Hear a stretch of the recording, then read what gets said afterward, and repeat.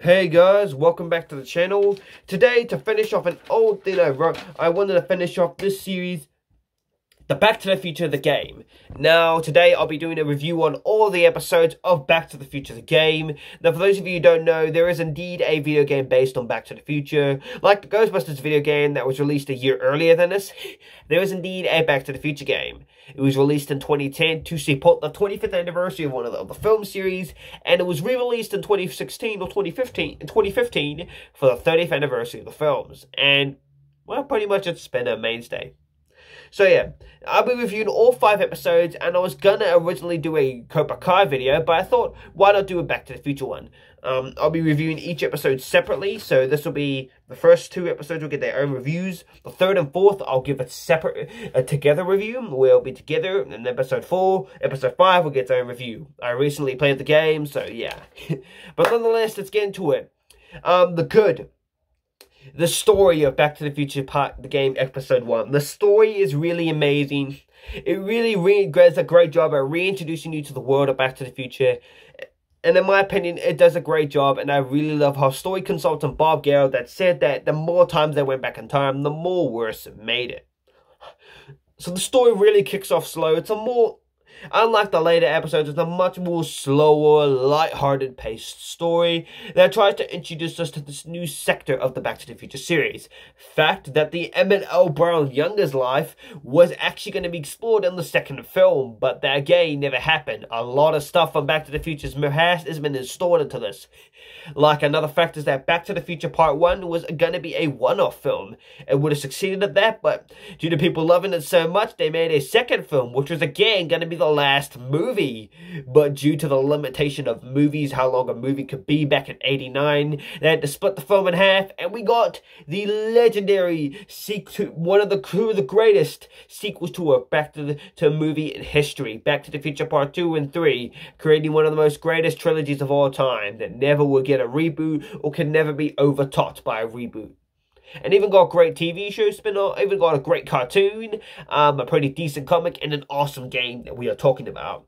So, ML Brown plotline was actually a dropped one from the second film, which tells me that the back in time plotline would have likely had something to do with Doc's past too. But telling about the story of the film, I've seen this movie over 100 times. The whole Doc Brown young story wouldn't have fitted into the film. Even younger me would have known that wouldn't have fit into the film. Because, well, yeah, even though now I'm older and I know more about films as like a sort of critic, that the tone and the way the movie was going, it didn't fit. But I do love the options, and one scene that a lot of fans like me like to be perfectly going good is the first opening sequence, which is them testing out the DeLorean. I had to tell 2 of my friends, no offense, who never really saw Back to the Future, to do the scene as it plays out in the film, because that keeps it, because that's how it's supposed to go in the game. It's pretty much, yeah. You can do it 2 different ways. One, you could keep it the way that the story entails you to go on, or you could go your own route. Most of the time, you could go your own route, so you can pick your own options. But yeah, certain options will help you succeed through the level. So it's a very linear storyline, but the first episode really does great the story, and it really slowly introduces you to this new sector of the Back to the Future series. The story of the story is that Doc has now been found missing. The DeLorean is now popped up in the front yard, and you must now find out reasons about why Doc's disappearance has happened, and must find and use the DeLorean to go back in time and figure out why he was thrown in jail. The next few episodes will go over the course of that about how Marty finding out why Doc was put in jail, who was behind the speakeasy burn down, which burned down Kid Tannen's, the gangster Kid Tannen's speakeasy that sold alcohol and booze. Who burned it down? Did Doc really burn it down, or was that someone else? Find out in all the 5 episodes that you play as. This first episode, besides the story, is amazing. I give the story probably a 10 out of 10. It's a great story. The acting is phenomenal. Christopher Lloyd really, he brings back the ecstatic Doc Brown, but puts him in a more humble old man. You could tell that he really he's decided to age the character up a bit, and so have the writers to make him a much more humble man. You could tell fatherhood has really humbled him into a less ecstatic self. So yeah, which is what I think the TV show did great too. There's a cartoon that really made him from an ecstatic person to a more humble man. Which I really think this game, if the cartoon was canon, this game could pick off from that. So yeah. So yeah, the acting's amazing by Christopher Lloyd. I'm so glad they brought back the legendary actor. And again, the guy who replaces Michael J. Fox is amazing. He really captures that spirit that Michael J. Fox had. But you can I still love how they keep his character development. Although I don't like how they revert his character a bit, but they still keep his big heavy parts of his character. So yeah. The acting is phenomenal. I think they really do well, and they're really emotive when it comes to certain things. For surprisingly, they're very emotive, where most times, even though this is tied into the film, it actually makes sense to be called a tie-in movie game, because, well, tie-in movie games, the context of the title sounds like it's not directly referencing the movie itself, it just ties into the universe.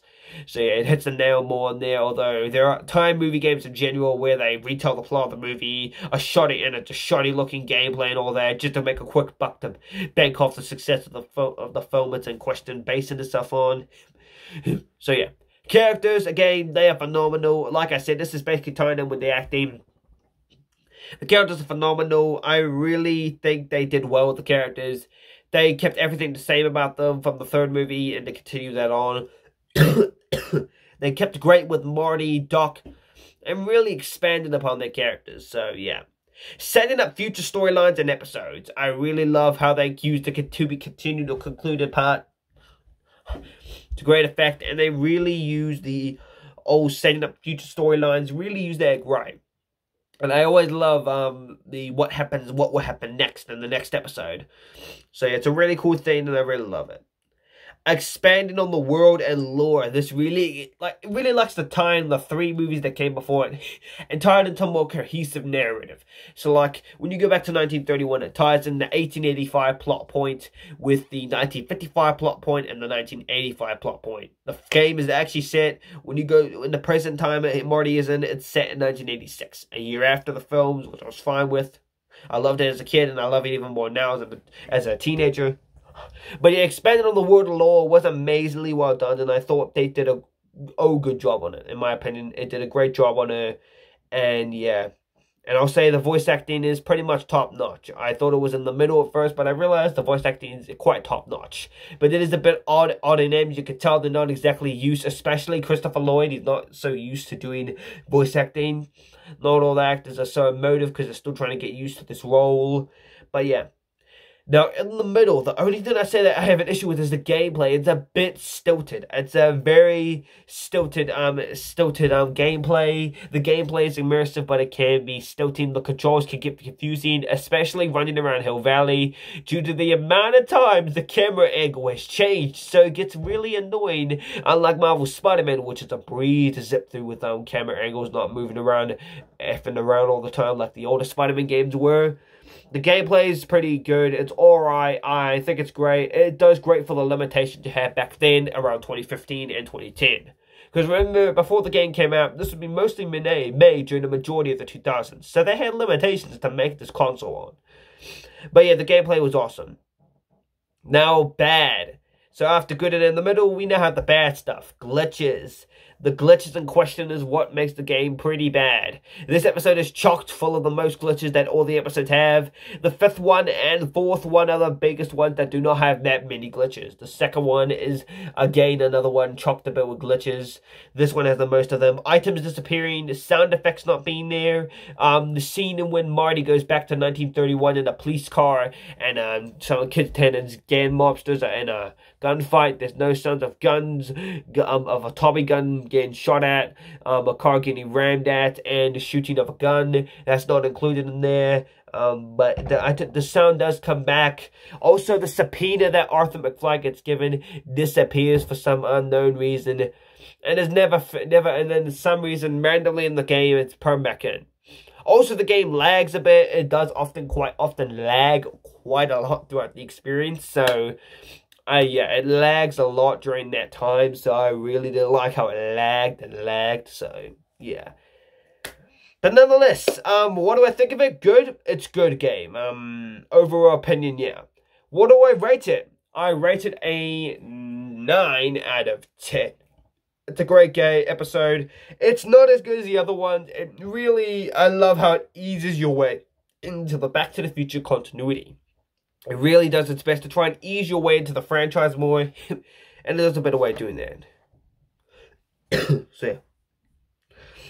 But yeah, another reason I was gonna do a Cobra Kai video, but I thought, nah, I wanted to do it more near Like Dead Meat is gonna do with Stranger Things. I want to do the Cobra Kai videos more near to the release of them. Like with the Spider-Man ranking videos, I want to do that more near to the release of the new movie, No Way Home, to try and really get hype for it. Because even though Venom Let There Be Carnage was the hype movie, Spider-Man, the titular character he's spun off of, is a more bigger character, so I obviously want to do a ranking when his film comes out. Now, the Spider-Man movie rankings, the all 11 Spider-Man movies ranked from worst to best, is my ultimate ranking project, in my opinion. Some ranking movies will come in then, but come and go. But that will be the ultimate ranking project of my life, because I'm a big Spider-Man fan. So this ranking series will be officially fulfilling my favorite thing of being a Spider-Man fan. And yes, if you guys are wondering about a Remembering 2021 video, I will be doing that. I did that last year. Yes, every year I'm doing a Remember That Year video. I won't be doing any montage bullshit and all that. That's not my thing. But yeah, make sure you guys like, subscribe, and comment. What is your favorite Back to the Future film and why? And also, share the video if you want with family and friends. Don't have to. And click the notification bell so you don't miss any content. Wherever that thing is. But overall, that was my review, the episode 1 of Back to the Future, the game. It's about time. The game was released in 2010 and remastered and re-released on Xbox 360, PS4, Xbox One, and Wii U in 2015. So yeah, make sure you guys check out the game, and I hope you guys enjoy the video. And see you guys back for the episode 2's review of the Back to the Future game. Ciao, everybody. So yeah. And yes, expect the reviews for the future episodes of the game, along with a review on Cobra Kai. So here's the future content you guys will be seeing. You guys will be seeing a bunch of videos on Back to the Future, the rest of the episodes from episodes 2 through 5 reviewed. I'll be uploading those in the next few days. Cobra Kai, Spider-Man. So let's see you. I need to go have lunch and dinner. Bye.